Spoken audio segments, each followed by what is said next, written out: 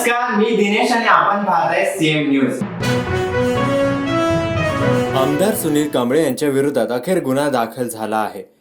बंड गार्डन पोलिसांनी शुक्रवारी रात्री हा गुन्हा दाखल केलाय। सुनील कांबळे यांनी ड्युटीवर असलेल्या पोलीस कर्मचाऱ्यावर हात उचलला होता। आगामी लोकसभा निवडणुकीच्या आधी 15 ते 20 दिवसांमध्ये मोठा राजकीय भूकंप होणार असं गिरीश महाजन यांनी म्हटलं आहे। गिरीश महाजन यांच्या या वक्तव्यामुळे चर्चेला उधाण आले आहे।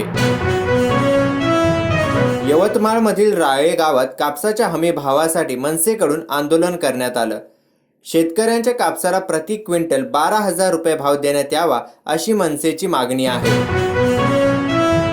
पालघर डहाणू तलासरी गावात शुक्रवारी रात्री 9:52 भूकंपाचे धक्के जाणवले।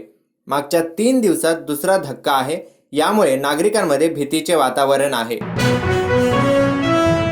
गुंड शरद मोहोळ हत्या प्रकरणी 8 आरोपींना अटक करण्यात आली आहे।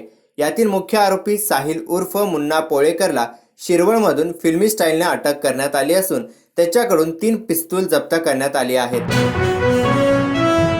प्रकाश आंबेडकरांनी महाविकास आघाडीला दिलेला 12 जागांचा फॉर्म्युला, यावरून रामदास आठवले यांनी महाविकास आघाडीला टोला लगावलाय। प्रकाश आंबेडकरांचा 12 जागांचा प्रस्ताव चांगला आहे, त्यामुळे चारही पक्षांनी 12 जागा घ्यावेत, म्हणजे आम्हाला त्यांचे 12 वाजवता येतील, असं रामदास आठवले म्हणाले आहेत। भारतीय नौदलानं सोमालिया अरबी समुद्रात अपहरण झालेल्या जहाजाची सुटका केली आहे। या जहाजावर 15 भारतीयांसह 21 जण होते। पश्चिम बंगालच्या उत्तर 24 परगणामध्ये ईडी अधिकारी व सीआरपीएफ वरील हल्ल्याबद्दल ईडीने धक्कादायक माहिती दिली आहे। ईडीने म्हटले आहे की ईडी टीम आणि सीआरपीएफ जवानांवर 800 ते 1000 लोकांनी त्यांना ठार मारण्याच्या उद्देशाने हल्ला केला, कारण हे लोक लाठ्या, दगड आणि विटा यांसारख्या शस्त्रांनी सज्ज होते।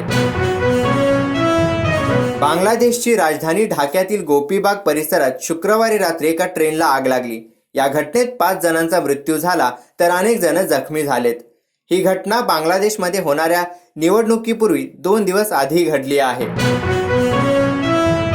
ICC T20 2024 विश्वचषकाचे वेळापत्रक जाहीर करण्यात आले आहे। हा विश्वचषक जूनमध्ये वेस्ट इंडिज आणि USA मध्ये होणार आहे। या बुलेटिनमध्ये इतकंच, परंतु आणखी अपडेटसाठी पाहत राहा सीएम न्यूज।